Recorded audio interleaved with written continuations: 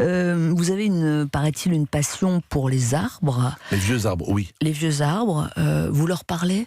Je leur parle régulièrement et j'essaie de les défendre. Saviez-vous, Pascal Clark, qu'aujourd'hui en France, les arbres ne sont pas protégés par la loi ?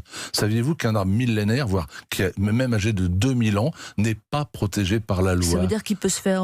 Ça veut dire que si un maire décide demain de le couper, il en a parfaitement le droit. Alors, on va vous dire qu'il y a des textes locaux qui... Non, c'est la loi qui compte en France et c'est véritablement scandaleux. Saviez-vous que les arbres les plus vieux vivants sur la planète sont âgés d'environ 9000 ans ? J'ai bien dit 9000 ans. Ne croyez-vous pas que ces arbres méritent au même titre que les pyramides d'être protégés ? Alors, en France, on continue de les maltraiter, on continue parfois de les couper pour des sottises. Alors, quand on a la chance, comme à Paris d'ailleurs, d'avoir de vieux arbres qui, eux, sont mis en valeur, il faut continuer à espérer que cela dure longtemps. Mais nos vieux arbres, c'était mon petit coup de gueule de la matinée, ne sont pas protégés et je le regrette encore. Comment quelqu'un comme vous, Alain Baraton, n'a pas le pouvoir de... Ce serait vraiment un beau combat. Vous le menez, mais enfin, faut aller au bout maintenant. Parce qu'on vous répond systématiquement qu'il y a d'autres priorités, comme quoi... Toujours, il y a d'autres priorités, oui. Parce qu'on vous répond que l'arbre est un être vivant et qu'à ce titre, il est appelé à mourir, et donc on peut difficilement classer ce qui est mortel.